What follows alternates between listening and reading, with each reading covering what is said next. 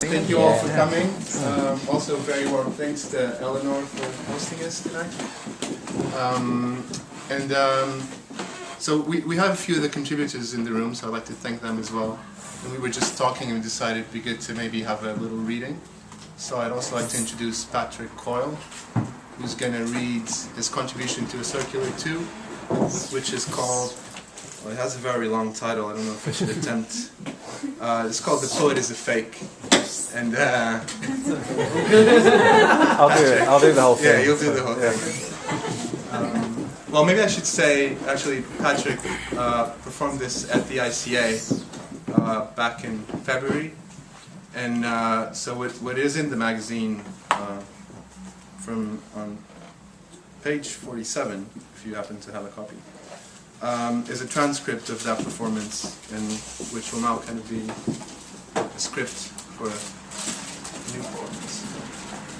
All right, thanks.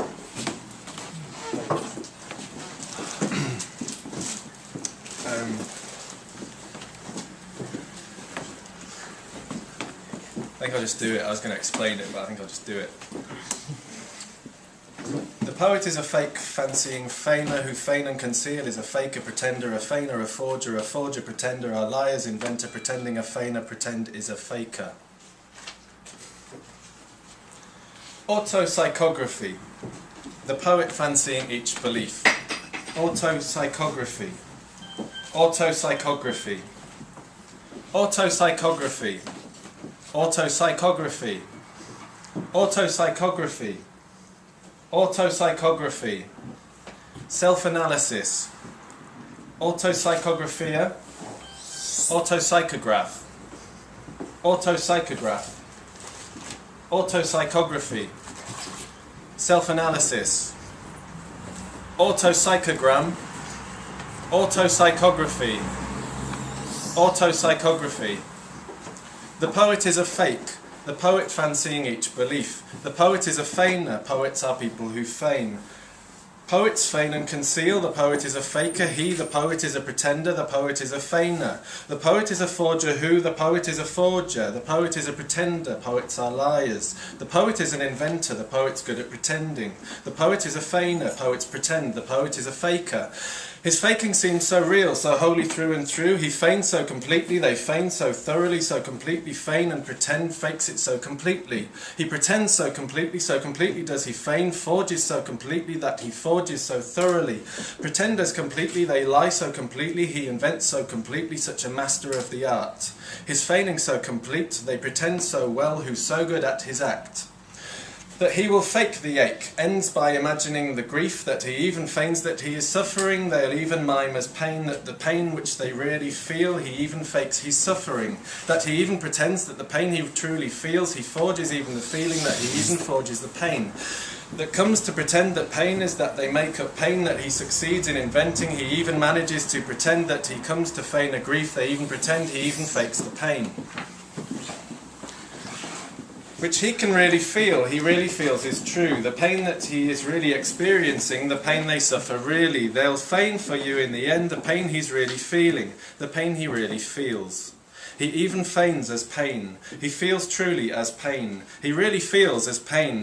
The pain that they really feel even when they're hurting, that the pain he really feels is pain. The pain he really feels is pain. In the grief he really feels, they suffer what they suffer of pain he feels in fact.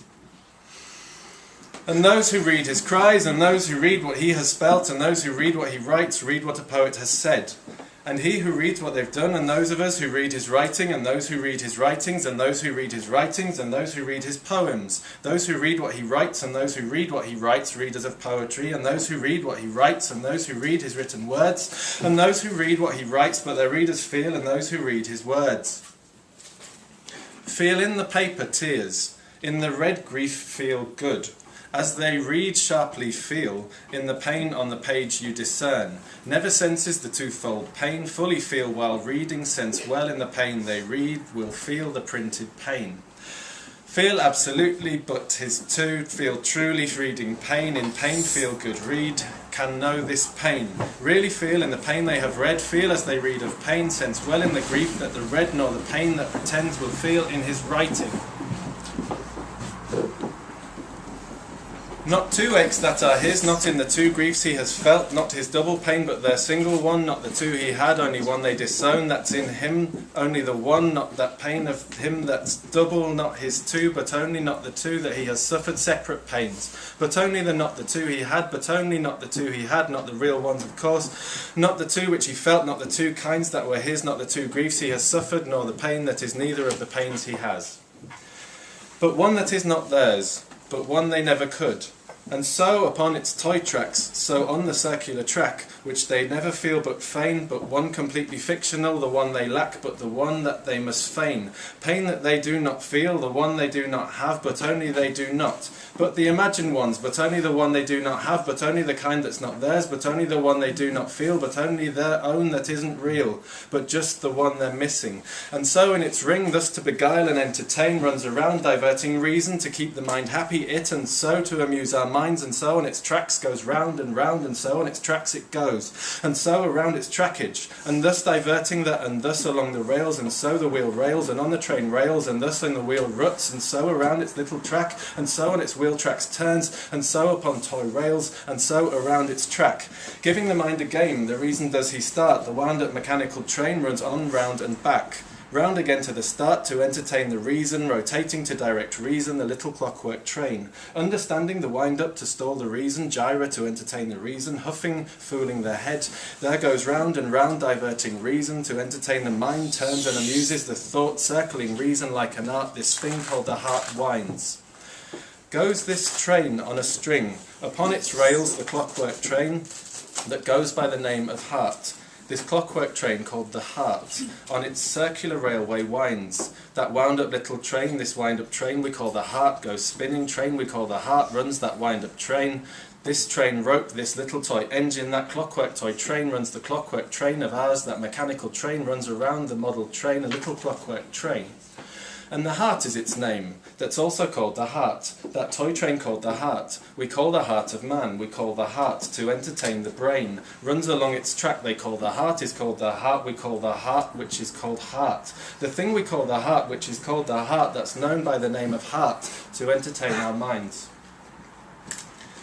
Translated by Keith Bosley. Translated by Ron Campbell.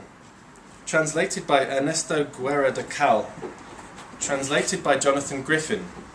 Translated by Michael Hamburger. Translated by Edwin Honig. Translated by Marilyn Scarantino Jones. Translated by Jean R. Longland. Translated by George Monteiro. Translated by George Monteiro. Translated by Google Translate. Translated by James Parr. Translated by F.E.G. Quintanilla. Translated by Peter Rickard, translated by Raymond Sayers, translated by Martin Seymour Smith, translated by Richard Zenith. Thank you very much.